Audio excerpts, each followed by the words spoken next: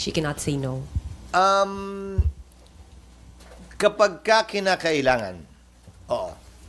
Pero kapag ka hindi kinakailangan, the accused, the subject of impeachment, the respondent, the defendant in an impeachment case, can waive his or her appearance.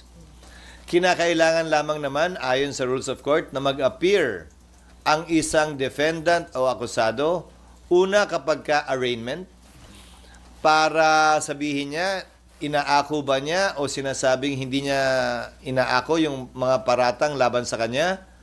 O pangalawa, pag kailangan siyang i-identify ng isang testigo. Maliban sa dalawang pagkakataong yon, merong ika nga waiver of appearance na tinatawag sa ilalim ng rules of court that has supplementary application sa impeachment court. Bakit Chief Justice Corona inaresto during the trial because he tried to walk out? No, hindi siya inaresto. Pinigilan siyang lumabas.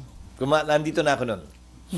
Pinigilan siyang lumabas dahil sa kalagitnaan ng kanyang testimonya, tumayo siya, bumaba, at sinubukang lisanin yung korte. Isa pa pala yun, kailangan namin gumawa uli ng ganun. Sira na yun.